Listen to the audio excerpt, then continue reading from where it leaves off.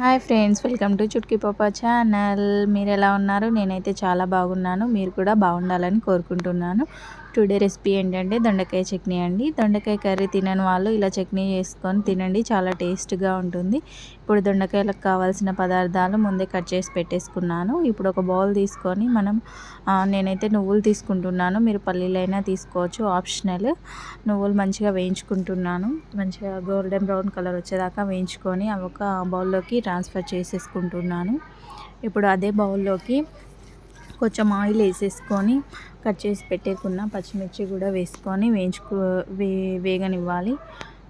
బాగా మంచిగా వేగనివ్వాలి, కలుపుతూ ఉండాలి. ఇప్పుడు ఒక పచ్చిమిర్చి కూడా వేగిపోయాయి కదా, అవి కూడా ఒక బౌల్లోకి ట్రాన్స్ఫర్ చేసేసుకుంటున్నాను. ఇప్పుడు అదే బౌల్లోకి కొంచెం ఆయిల్ వేసుకొని మనం ముందే కట్ చేసి పెట్టుకున్న దొండకాయ ముక్కలు వేసుకొని ఫ్రై చేసుకోవాలి. ఫ్రై చేసుకోవడం వల్ల పచ్చివాసన అనేది పోతుంది. దొండకాయలు పచ్చి పచ్చిగా ఉంటాయి, అంత తొందరగా ఫ్రై అవ్వవు. అందుకు మధ్య మధ్యలో కలుపుతూ ఫ్రై చేసుకుంటూ ఉండాలి, చూస్తూ ఉండాలి, లేదంటే దొండకాయ ముక్కలు అనేవి మాడిపోతాయి. మంచిగా ఫ్రై చేసుకోవాలి. ఫ్రై చేసుకున్నాక అవి కూడా ఒక బౌల్లోకి ట్రాన్స్ఫర్ చేసుకుంటున్నాను. మళ్ళీ అదే బౌల్లోకి కొంచెం ఆయిల్ వేసుకొని మనం ముందే కట్ చేసి పెట్టుకున్న టమాటాలు కూడా వేసుకొని ఉడకనివ్వాలి.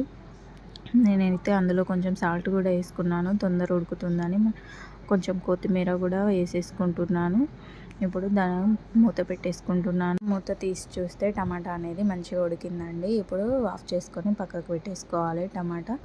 ఇప్పుడు మనం ముందుగానే వేయించి పెట్టుకున్న నువ్వులని మిక్సీ జార్లో వేసుకొని మిక్సీ పట్టేసుకోవాలి, మెత్తగా పట్టేసుకోవాలి. ఇప్పుడు అలాగే మనం వేయించి పెట్టుకున్న దొండకాయ ముక్కలు, అలాగే పచ్చిమిర్చి ముక్కలు, అలాగే 4 ఎల్లిపాయలు, కొంచెం జీలకర్ర, అలాగే కొంచెం ఉప్పు, సరిపడా ఉప్పు వేసుకొని మిక్సీ చేసేసుకోవాలి. లాస్ట్లో మనం ఉడకపెట్టుకున్న టమాటా కూడా దాంట్లో వేసుకొని మిక్సీ చేసేసుకోవాలి.